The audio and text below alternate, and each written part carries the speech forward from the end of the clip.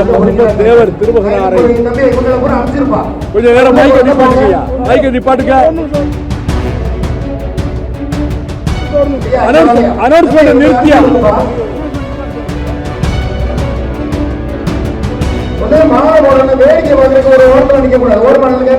Announcement நிறுத்துங்கய்யா. அந்த சின்னஞ்சிறு பிராயத்தில்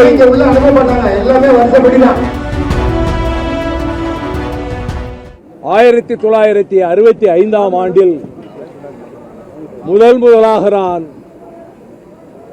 கல்லூரி மாணவனாக பசும்பொன்னுக்கு வந்து சின்னஞ்சிறு பிள்ளையாக நான் இருக்கிற போது என் இல்லத்திற்கு வந்து என் வீட்டிலே அவரது காலடி பதிந்தது என்ற வகையில் சிம்மம் போல வந்த அந்த பசும்பொன் தேவர் திருமகனாரை கொஞ்ச நேரம் மைக்க நிப்பாட்டுங்கய்யா, மைக்க நிப்பாட்டுங்க. அனௌன்ஸ்மெண்ட் நிறுத்தியா?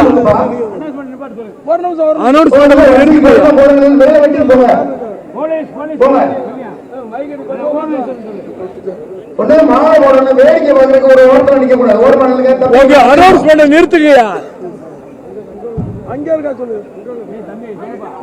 அந்த சின்னஞ்சிறு பிராயத்தில்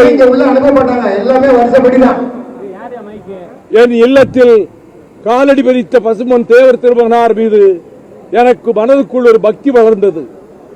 அந்த அடிப்படையில் 65இல் நான் முதலாக அங்கு வந்தேன்.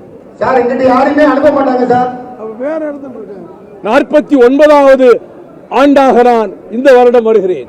இடையில் நான் சிறைச்சாலைகளில் இருந்த காலங்களில் பசும்பொன்னுக்கு வர முடியாமல் போனது உண்டு. பசும்பொன் தேவர் திருமகனார் சாதிகளுக்கு அப்பாற்பட்டவர்.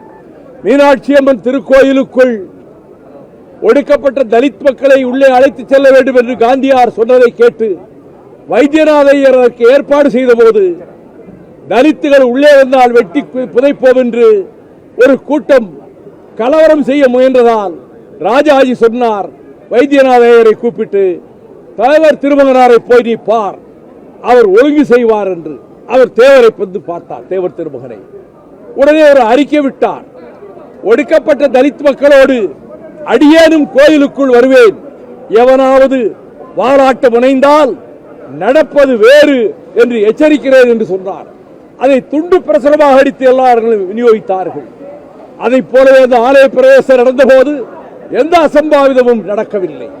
தன்னுடைய பசும்பொன் பகுதியிலே இருக்கக்கூடிய நிலைகளை, ஒடுக்கப்பட்ட தலித் மக்களை, தேவேந்திர மக்களை உழுது சொந்தமாக்கிக் கொள்ளுங்கள் என்று ஏற்பாடு செய்தவர்தான். கால சூழலில் விபரீதமான ஒரு நிலைமை ஏற்பட்டு அவர் குற்றச்சாட்டுகளுக்கு ஆளானார். அதற்கு அப்பாற்பட்டவர் நாட்டின் விடுதலைக்காக பிரிட்டிஷ் சிறைச்சாலைகளில் தமிழ்நாட்டில் அதிக நாட்கள், அதிக வருடங்கள் சிறையில் இருந்தவர் பசும்பொன் தேவர் திருமகனார்.